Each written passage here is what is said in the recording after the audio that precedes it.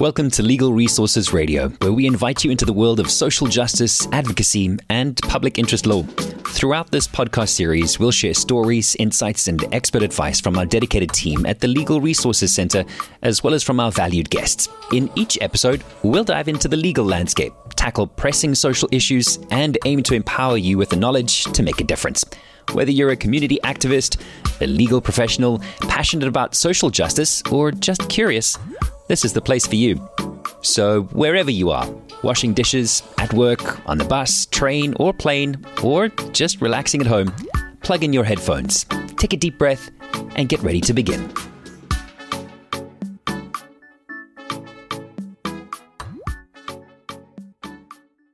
Welcome to this episode of the Legal Resources Radio, where we discuss some of the contemporary human rights issues facing South Africa and what the Legal Resources Centre is doing about it.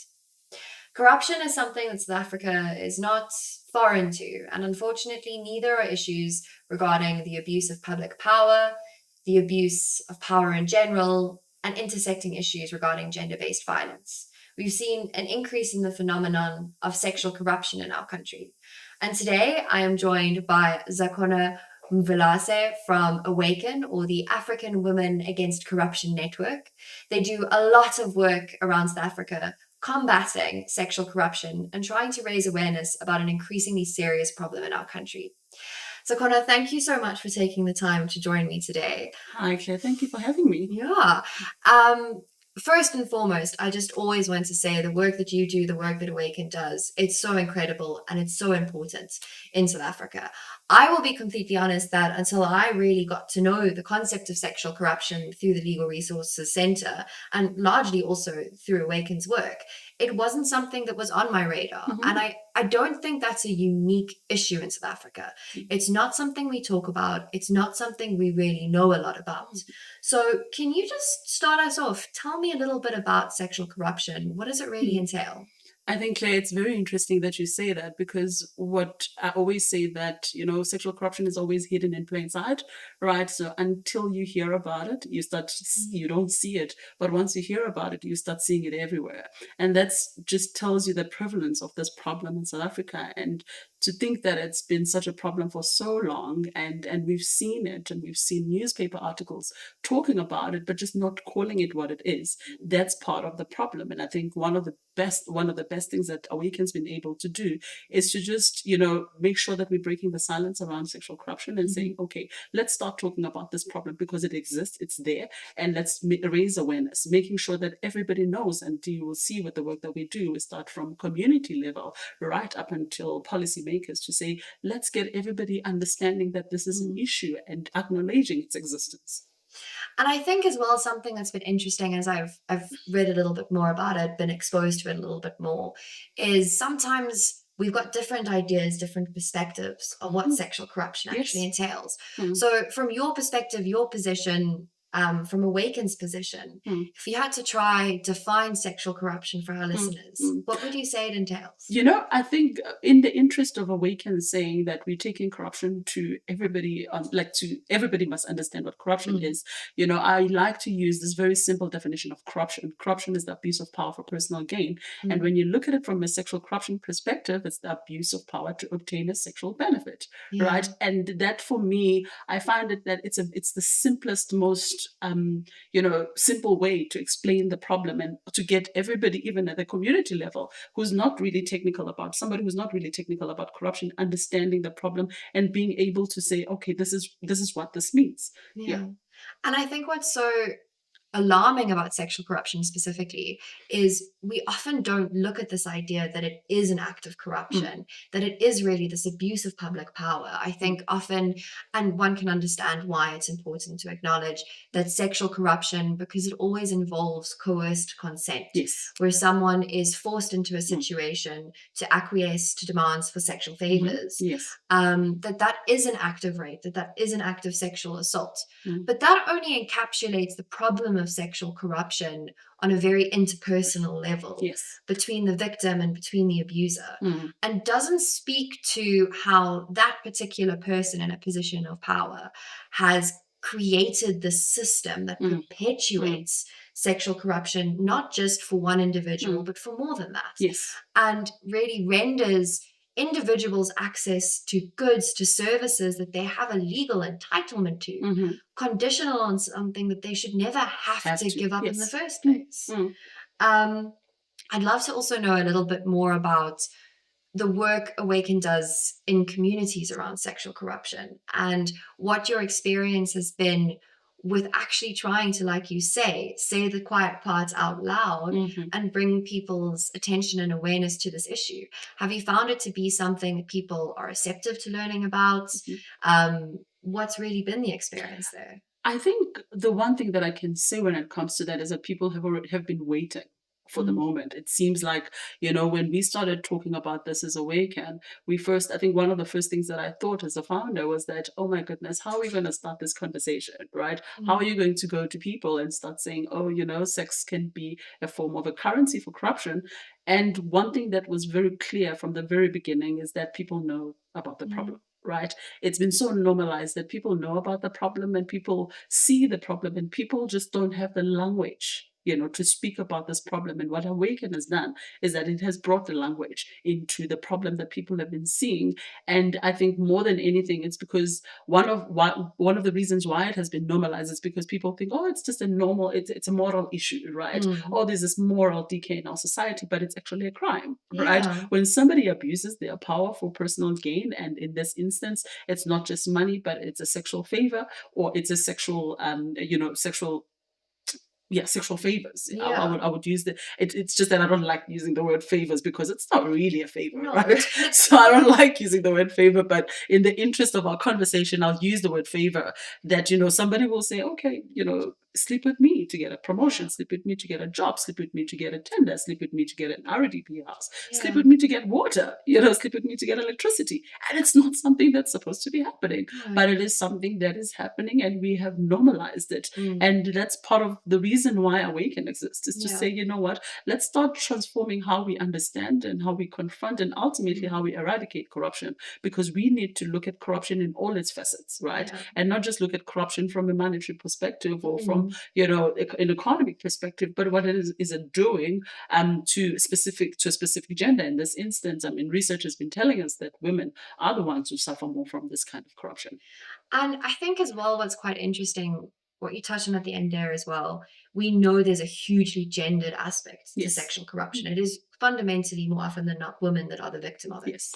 And I think as well, sometimes it's not just combating a lack of awareness around sexual corruption, it's also combating narratives around women trying to use whatever means they have available to them to move themselves forward in a way that ignores that they're a victim in these circumstances, that people are taking advantage of them, that this isn't a situation people want to be in. Have you experienced that there's also sometimes a degree of resistance to recognizing that ultimately in these situations, women are the victim of sexual corruption, and really trying to recognize that it's officials in power who are perpetrators here? Yes, I think that's a very interesting question. And I think that's part of the things that we were very clear from the get-go to say that, this is where the conversation could go, because people would say, oh no, but, women also like what's happening. And that's part of the reasons why we had to,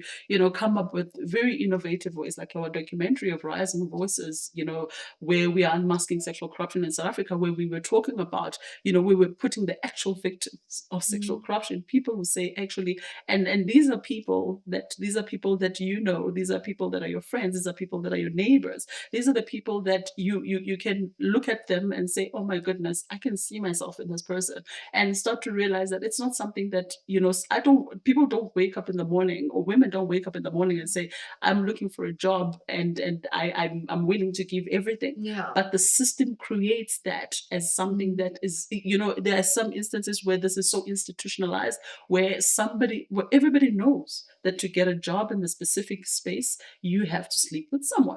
I always talk about in my talks, a social media post that, that really got me appalled, that I think the first question that it asks is that, guys, who do you sleep with in this municipality? two of the things that I found very, very, concerning for me was one, people actually had names of people that you sleep with, right? Which is, it speaks to the normalization, right? It speaks to how we have normalized this thing to be normal. And also, again, it doesn't really, it speaks about, it brings victims to be the ones who are, who we are supposed to blame for this problem.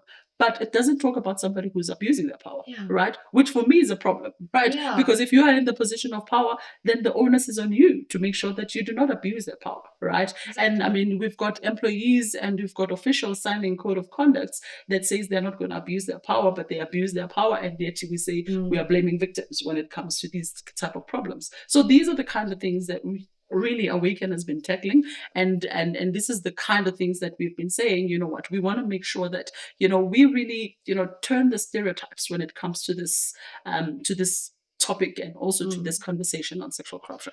And I just think that that's so fundamentally important, because I think as soon as women are the victim in a conversation, patriarchy, powers that be will always find a way to try and minimize the role that men have to play in that problem.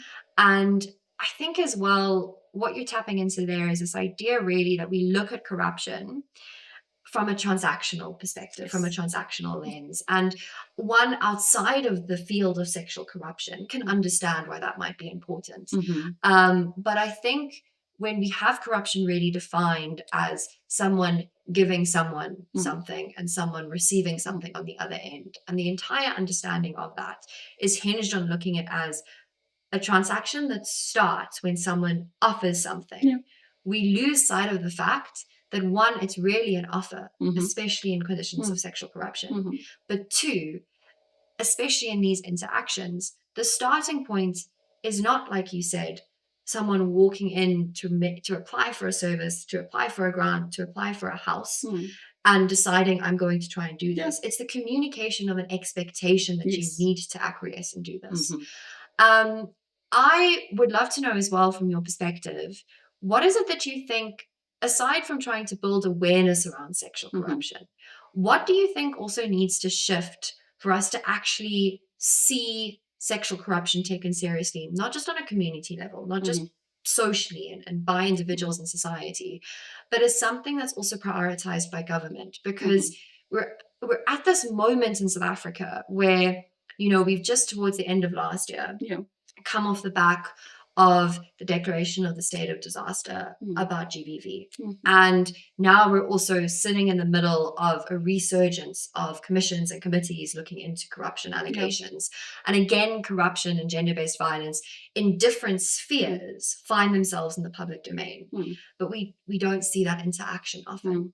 What do you think needs to change from the top to actually see sexual corruption becomes something that features on the government's radar and becomes something that actually government starts to try to take active steps to combat? Claire, you've just mentioned something that, we've got these two big problems in South Africa, which is corruption and gender-based violence. I mean, you would have seen with what happened last year. But I think one of the interesting things, and I think Prof. Sope from Stellenbosch University likes bringing this marriage. She says, sexual corruption is the marriage of corruption and gender-based violence, and this is where the two converge. This is where the two come together. So you have this petri dish now of the two big problems in South Africa coming together, which is something that we've always looked at them separately. And sexual corruption says, hey, come and look at it, come and look at this problem from what it looks like, right, in South Africa. Now we have got this marriage of these two big problems that we have in South Africa. And I think it's very important. I think for me, it's very important to start strengthening our legal frameworks, right, when it comes to sexual corruption. Currently now, if you look at corruption is recognized as an offense in South Africa. But as the Prevention and Combating of Corrupt Activities Act currently, looks at the general offense of corruption right now, you cannot use that as in a sexual corruption case. And one of the biggest flaws for me is that most of, and this is not only in South Africa, it's like most across the world, right? It's most of the anti-corruption frameworks, they look at the corrupter and the corruptee, like you've just mentioned earlier.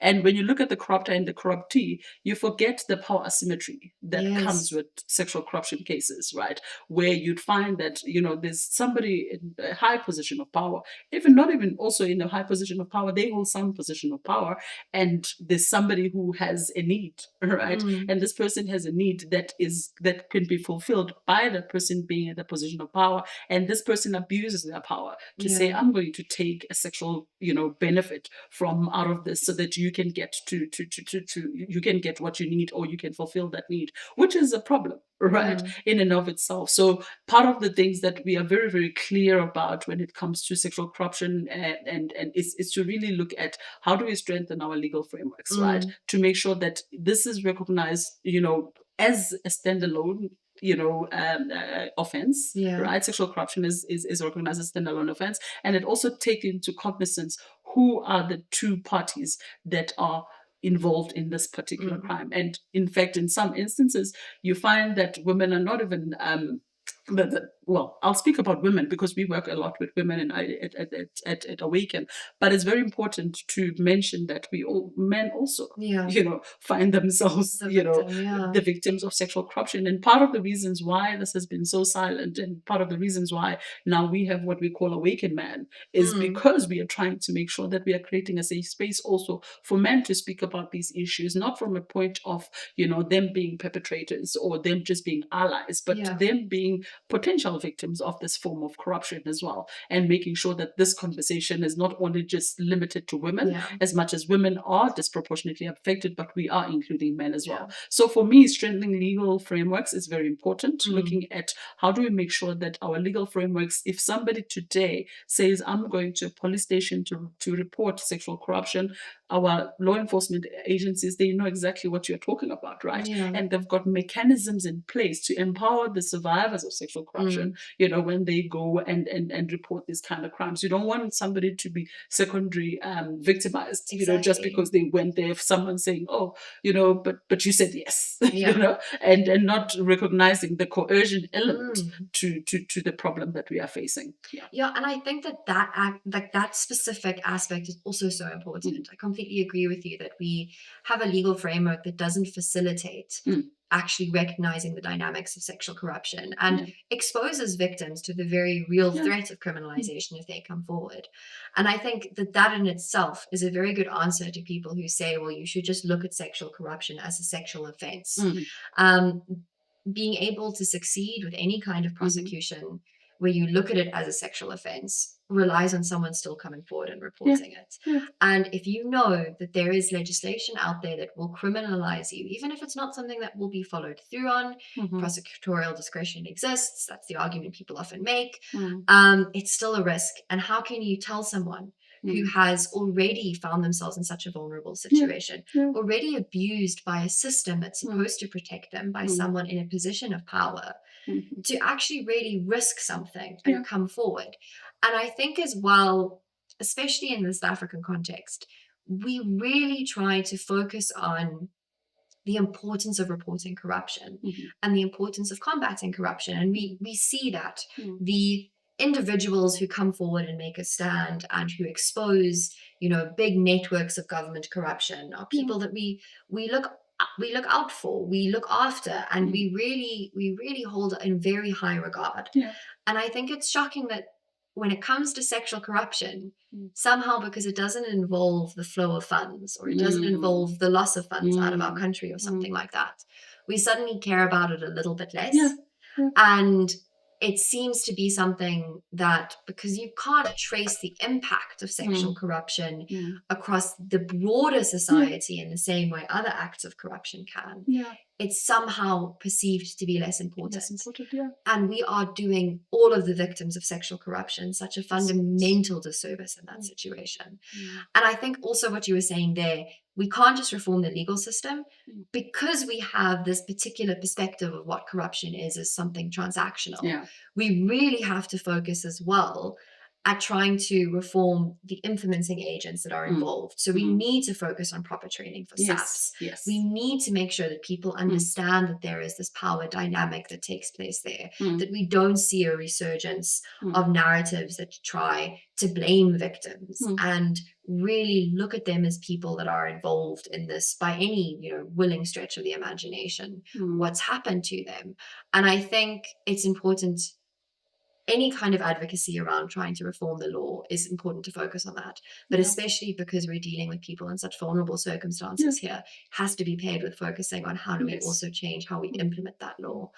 A last question really just to focus in on here is, what do you think would be a good system for recognizing sexual corruption? And I know that we've said we want to try change the law, we want to try reform it, but what do you think is a good way to try and see, like you said, this marriage of gender-based violence and corruption into something that is both unique in that it is sexual corruption, but also has elements of being corruption and being a form of a sexual offense, a form of gender-based violence often, because it is someone being taken advantage of. How do we try and ensure that all of that is given effect to and recognized as we try to develop the law further? I think it's very important to, there's work that's being done right now on gender mainstreaming and gender transformative approaches, and I think there's a scholar, I think it's Dr. Merkel Octron. Dr. Merkel, she's from the university, and she's done very interesting work on gender transformative approaches, right?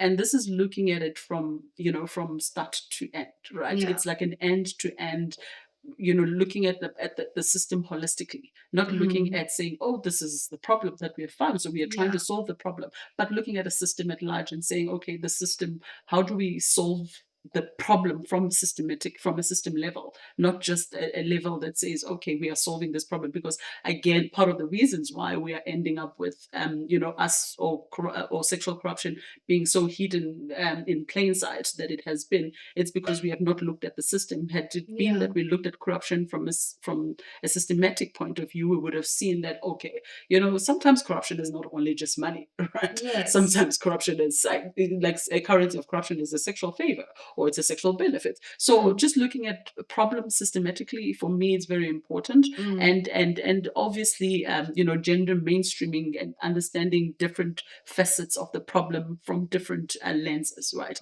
And I think that's the one thing that we have. I would say we have done well from an AWACN's perspective to say understanding this problem not only from young women, but like understanding the problem intergenerationally, right? And understanding what are these harmful norms that are out there, right? I mean, when you look at every research paper, or most research papers around sexual corruption, they'll tell you that, it's harmful norms, it's patriarchy, it's this, it's that. But again, you find that there are some harmful norms that come from women as well, right? And those are the things that, when you go and learn about the problem, and not only, just think of it from a tick box exercise, but really going into the people that you want to change, or working with the people that you are, working to take forward when it comes to these problems. It's very important to learn from the people, and also across board, right? I mean, we've got AWACN Girls, which is particularly, looking at university students. We've got AWACN Men. We've got AWACN Conversations that looks at that speaks to professionals, right? We've got, different initiatives that are geared to really say, how do we bring as many voices as possible into this problem? And one of the things that, I always say to people that, you can calculate money, right, when it comes to general financial corruption, but you cannot calculate the loss of dignity, right? When somebody's dignity is compromised, that you cannot put a calculation on, right? And when it comes to sexual corruption in and of itself, it can happen to anyone, right? And that for me is one of the push that gets us there as AWACN to say, when it comes to sexual corruption, anybody can be a victim. Exactly. Yeah. And I think also just something in closing that I thought of when you were saying this idea that we can't quantify sexual corruption. Once it's recognized, I think we fundamentally can't lose sight of the fact that we also need to focus on changing the mechanisms we use to detect and combat corruption. Yes. Because a lot of those are traditionally tailored towards financially based corruption, lifestyle audits, being able to track people's bank accounts and things like that. They can pick up the illicit flow of funds, but they won't pick up on illicit demands for sexual benefits. And what we then really need to see as well, I think, is a shifting in how we approach monitoring, overseeing governments and holding officials accountable to their offices and what they discharge. But Zakhona, thank you so much. This has been a really enjoyable conversation. It's a difficult conversation to Very have, difficult, but it's an important one, and something I always appreciate about talking to you about this, and any conversation I have with anyone from AWACN, is it's done with such a sense of understanding the gravity of what we're talking about, but also making it a space that's one you can be vulnerable in, and one you can also feel like a person within, and not just a very scientifically dissected problem or anything like that. So thank you so much. We appreciate the time, and just as always, thank you for the work that you do. Thank you so much, and thank you for having me. Thank you for tuning in to Legal Resources Radio. We hope you enjoyed today's episode and gained some valuable insights. If you did, or even if you didn't, please remember to subscribe, rate, and leave a review. Follow us on Twitter, Facebook, and Instagram at Legal Resources SA, or visit our website at lrc.org.za for updates and exclusive content on the incredible work our team is doing. We'll see you on the next episode of Legal Resources Radio. Stay curious, stay inspired, and keep up the good fight.